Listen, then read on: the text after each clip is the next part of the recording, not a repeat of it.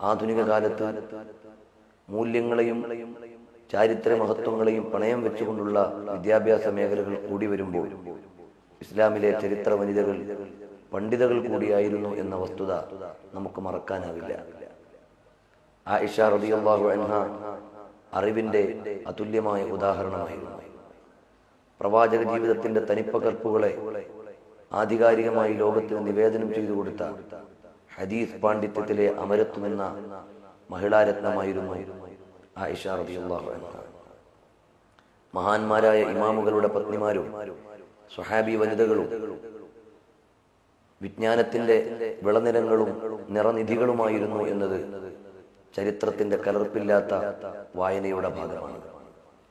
നഫീസത്തുൽ മിസ്രിയ റളിയല്ലാഹു അൻഹ ആത്മീയതയുടെ വനിതാരത്നമായി നാം വായിക്കുമ്പോഴും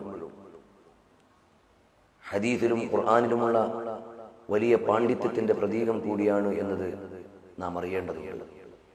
ഹൻസ എന്ന സ്വഹാബി വനിത കവയിത്രി കൂടിയാണ്. ആമിനത്തു റുമൈല റളിയല്ലാഹു അൻഹ സമകാലിക വനിതകൾക്ക് മുഴുവനും അറിവ് പകർന്നു കൊടുക്കാൻ പറ്റുന്ന മഹിളാരത്നമായിരുന്നു. അഹ്മദ് ബിൻ ഹംബൽ റളിയല്ലാഹു അൻഹുവിനെ പോലെയുള്ള മഹാരഥന്മാർ പോലും ആദരിച്ചിരുന്ന പണ്ഡിത ശ്രേഷ്ഠകൾ ആ കാലഘട്ടത്തിൽ പലരും ഉണ്ടായിരുന്നതായി ചരിത്രം പരിചയപ്പെടുത്തുന്നു. നബി സല്ലല്ലാഹു അലൈഹി വസല്ലം തങ്ങൾ പകർന്നു തന്ന അറിവിന്റെ അക്ഷയ നിധികളെ പിൽക്കാലത്തെ പണ്ഡിത ശ്രേഷ്ഠന്മാർ പകർന്നെടുത്തതുപോലെ തന്നെ മഹിളാരത്നങ്ങളും അവരുടെ കൽപ്പിക്കപ്പെട്ട നിയമങ്ങളും നിർദ്ദേശങ്ങളും പാലിച്ചുകൊണ്ട് തന്നെ അറിവിനെ പരിരക്ഷിക്കുകയും പകർന്നു കൊടുക്കുകയും ചെയ്തത് നമുക്കറിയാം.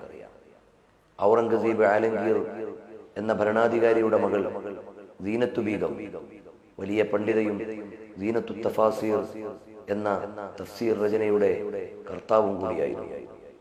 ഇങ്ങനെ അറിവ് നേടുകയും പകർന്നു കൊടുക്കുകയും ചെയ്ത മഹിളാരത്നങ്ങളുടെ വലിയ ഒരു പരമ്പര ഇന്നലകളിലെ ഇസ്ലാമിക ചരിത്രത്തിൽ നമുക്കറിയാനും പറയാനുമുണ്ട്.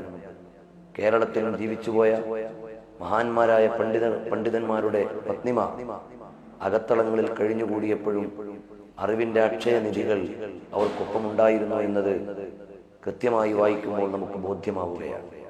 അറിവാലയങ്ങളിലും വിജ്ഞാനശാലകളിലും എത്തിച്ചേരുന്ന സഹോദരിമാർ ഒരു കോഴ്സിനു വേണ്ടി, ഒരു വിദ്യാഭ്യാസ യോഗ്യതയ്ക്ക് വേണ്ടി മതം നിർദ്ദേശിക്കുന്ന ചിട്ടവട്ടങ്ങളെയും ധാർമ്മികമായി പാലിക്കേണ്ട മര്യാദകളെയും നൈതികമായി പുലർത്തേണ്ട ചിന്തകളെയും മുഴുവൻ പണയം വെക്കുന്നത് മൂല്യങ്ങൾക്ക് നേരെയുള്ള വെല്ലുവിളിയാണ്.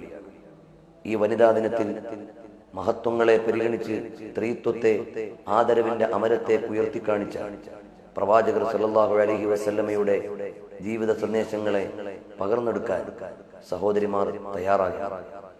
ജീവിതത്തിന്റെ അവസാന ഘട്ടത്തിൽ ലോകത്തോട് വിട പറയാൻ നേരവും മുത്തുനബി സല്ലല്ലാഹു അലൈഹി വസല്ലമയ്ക്ക് ലോകത്തോട് പറയാനുണ്ടായിരുന്നത്, നിങ്ങൾ സ്ത്രീകളെ അവർക്ക് നൽകേണ്ട അവകാശങ്ങളും ആദരവുകളും പരിചരണങ്ങളും നൽകി പരിരക്ഷിക്കണമെന്ന സന്ദേശമായിരുന്നു അവസാന ശ്വാസത്തിന് മുമ്പും പ്രവാചകർ സല്ലല്ലാഹു അലൈഹി വസല്ലം വിളിച്ചോതിയത്.